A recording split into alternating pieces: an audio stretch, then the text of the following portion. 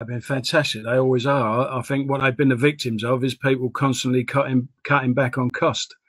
And I often tell the story. I can remember when I first come into Royal Mail. You know, you'd walk into our offices and the floor was always gleaming. It always had that sort of smell about it, a bit like school. You know, the polish everywhere, and it was like that every day. And I think I think it's a lot to do with culture and morale as well. I've had this conversation with the CEO. I think we need to up our cleaning schedules.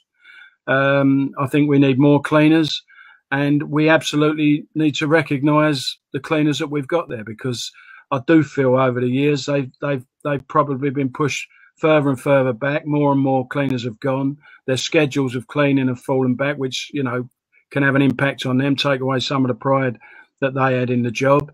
And once again, they've stepped up during this COVID.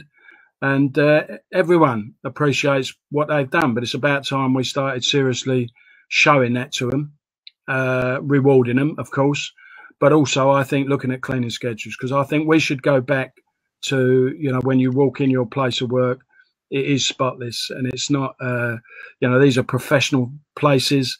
We're using the latest technology when we've got handheld technology coming in. You keep renewing all that stuff, keep renewing your vans.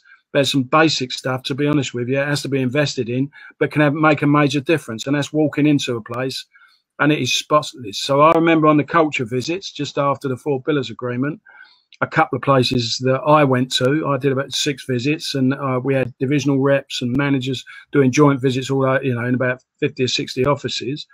But one of the things that stood out to me was, quite frankly, things like the toilets and the stuff that our members are having to use. It was unacceptable. You know, you wouldn't put up with it at home, and they shouldn't put up with it at work. There was not enough emphasis put into the cleanliness and the decor of a lot of our places. Now, we may not be able to, lots of our offices are not fit for purpose. We're not going to be able to change them overnight. You have to have a plan for that. You know, it could cost billions of pounds, but there's things that we can do. We can certainly, you know, freshen these places up and keep them spotlessly clean. And from my point of view, that's a conversation that we continue to push.